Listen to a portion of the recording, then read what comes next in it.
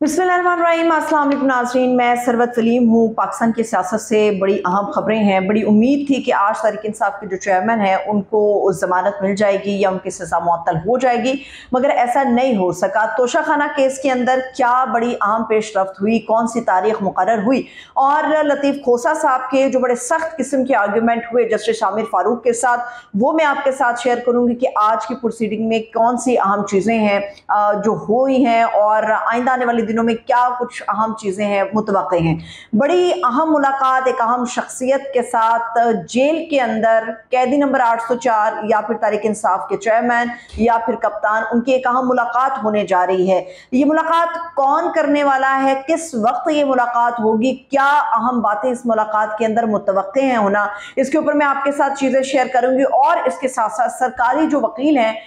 उनके पसीने छूट गए। आज जब हम ये बात कर रहे थे कि जस्टिस बाबिर सत्तार साहब ने बड़ा जबरदस्त फैसला दिया शानदाना गुलजार और शहरियार आफरीदी को लेके, तो सरकारी वकील जो हैं वो कौन से पैंतरे अपनाने की कोशिश कर रहे थे जो कि बुरी तरह से नाकाम हुए हैं और उनके पसीने छूट गए। सबसे पहले तो तोशाखाना केस के हवाले से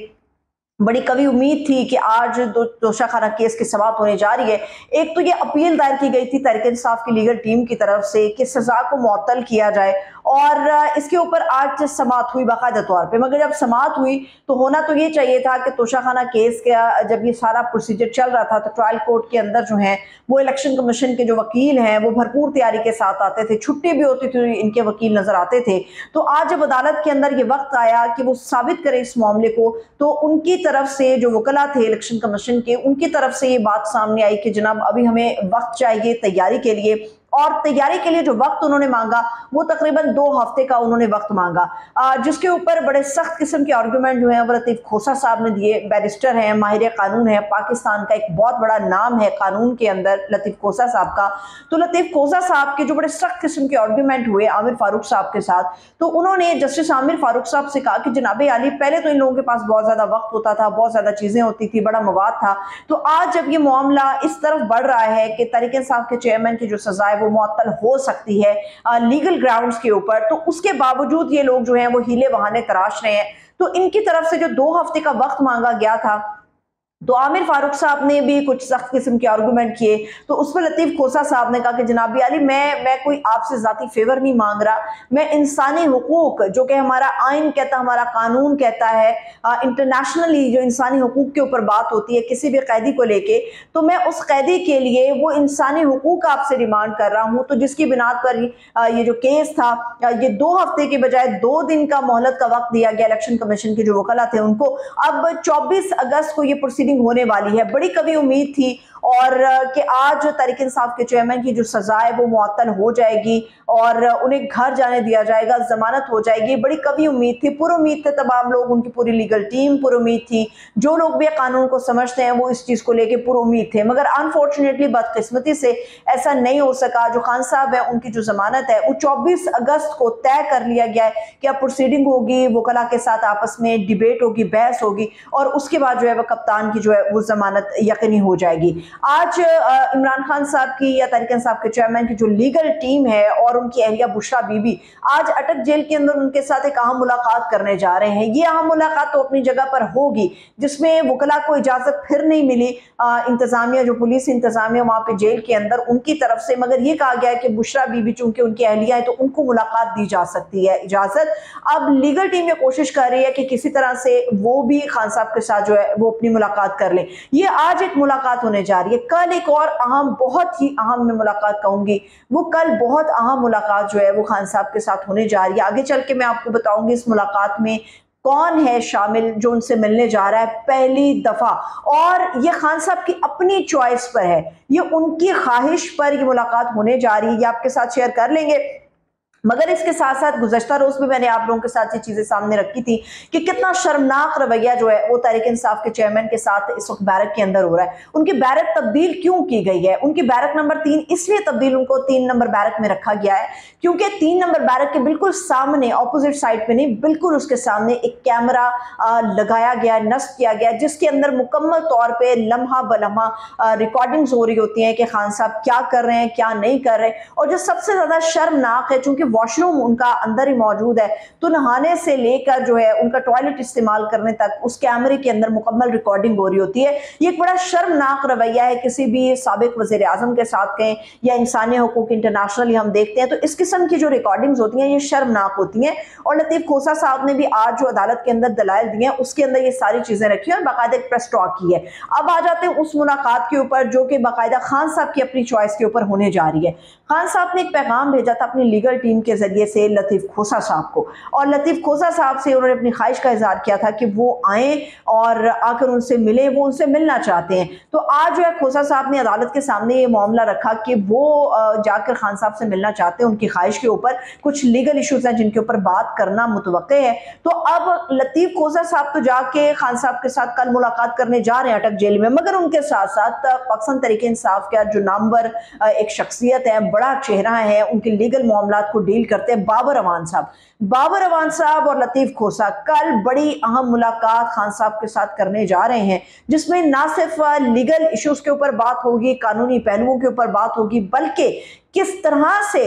इस मामले को लेकर आगे बढ़ा जा सकता है उसके ऊपर आपस में जो है वो तबादला ख्याल किया जाएगा। बहुत सारी आम चीज़ों का जो शायद खान साहब को लगता है कि वो दीगर जो उनकी लीगल टीम के लोग हैं उनसे इतने ओपनली नहीं कर सकते। लतीफ़ खोसा साहब चूंकि बहुत ओपनली आगे आके डील करें इन मामलात को, तो बड़ी कभी उम्मीद है कि खान साहब के लिए कोई अच्छी चीज़ है वो 24 अगस्त को होने जा रही है। और जैसे मैंने कहा कि बड़ी उम्मीद है कि जमानत मिल जाएगी या उनकी सज़ा मुअत्तल हो जाएगी।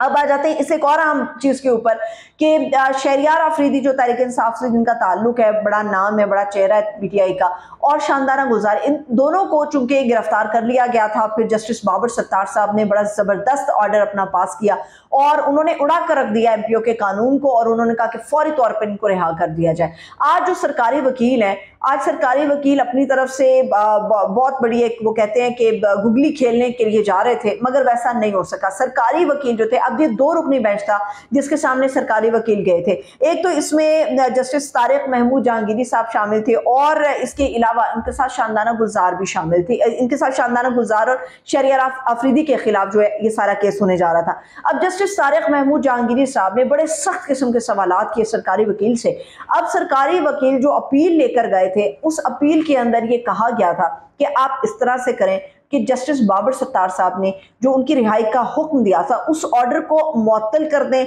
और दोबारा से इसको मुअत्तल करने के बाद उनकी जो सज़ा है जस्टिस बाबर सत्तार साहब के इस ऑर्डर को कलअदम करार दे के उनकी रिहाई को कलअदम करार दिया जाए और दोबारा से उनको जेल की सलाखों के पीछे भेजा जाए। इसके ऊपर जस्टिस तारिक महमूद जहांगीरी साहब ने सरकारी वकील से कहा कि आप जो है आप मुझे मुतमईन करें। उन्होंने बड़े सख्त किस्म के सवाल सरकारी वकील से किए। सरकारी वकील के पास जवाब नहीं था उन सवालों का, वो मुतमईन नहीं कर सके महमूद जहांगीरी साहब को, या दूसरे अल्फाज में कि इतने सख्त सवाल थे कि सरकारी वकील के अपने पसीने छूट गए, जिसके बुनियाद पर ये जो अपील थी इसको मुस्तरद कर दिया गया। शहरियार आफरीदी साहब जो है रिहा है, शानदाना गुजार भी रिहा है, मगर शानदाना गुजार ने जनरल बाजवा से लेके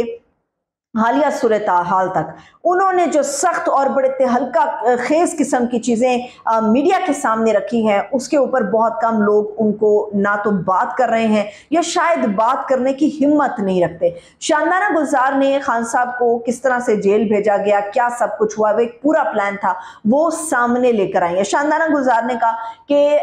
खान साहब को जो हटाने का प्लान था बाजवा साहब की तरफ से, वो 2019 में तय था कि नवंबर 2019 में खान साहब को हटा दिया जाएगा। खान साहब को हटाने के पीछे क्या वजह थी? पीछे ये वजह थी कि किसी भी तरह से खान साहब को अपने तरीके से लॉन्च करके उनको कंट्रोल किया जाए। अब चूंकि खान साहब कंट्रोल होने वाले नहीं थे, उनसे कंट्रोल में नहीं आ रहे थे, तो इसलिए पहले खान साहब को कमजोर करने के लिए हम अक्सरियत हासिल कर सकते थे, मगर किया हमारे साथ ये गया कि हमें 125 सीटें दिला के भानुमति का एक कुंभा बना दिया गया। मुख्तलिफ जमातों से लोगों को तोड़ कर लाकर आज़ाद उम्मीदवारों के जरिए से खान साहब की गवर्नमेंट बनाई गई। अब जो इत्तेहादी हुकूमत बनी वो कमज़ोर थी, जिसका बार बार एतराफ़ खान साहब भी करते रहे हैं अपनी वीडियोज़ में, अपने जलसों में, इजलासों में, अपनी रैलियों में बार बार बताते रहे कि वो कोई बड़ा इनिशिएटिव नहीं उठा सके क्योंकि वो कमज़ोर थे इत्तेहादी हुकूमत की वजह से। इत्तेहादी हुकूमत उन्होंने कहा जो शानदाना गुजार कहती हैं शानदाना गुलजार कहते हैं कि आर्मी में जनरल बाजवा के जरिए से हमारी हुकूमत को पहले कमजोर बनाया गया,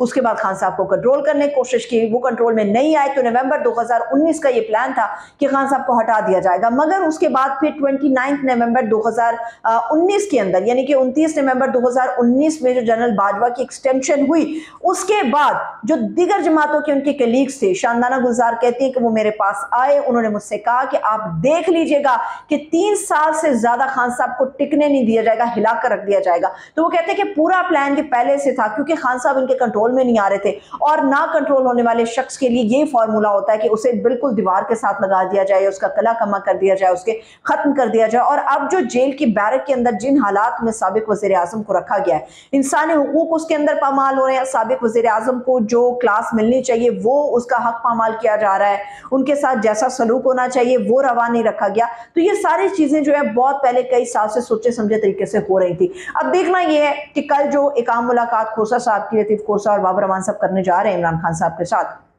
उसके अंदर कौन सी बड़ी अहम चीजें हैं, कौन सी बड़ी अहम पेशरफ्त हो सकती है, ये वक्त बताएगा। और जो 24 अगस्त की तारीख है, लिख लीजिए कि इसमें कप्तान की जमानत या उनकी सजा मुअत्तली पक्की है, क्योंकि जो इलेक्शन कमीशन के वकील हैं वो मुतमईन नहीं कर सके, बावजूद इसके कि इलेक्शन कमीशन की ईमा के ऊपर यह सारा केस बनाकर ट्रायल कोर्ट में भेजकर खान साहब को 3 साल कैद की सजा सुनाई गई थी। इजाजत दीजिए, अपना ख्याल रखिए, खुदा हाफिज।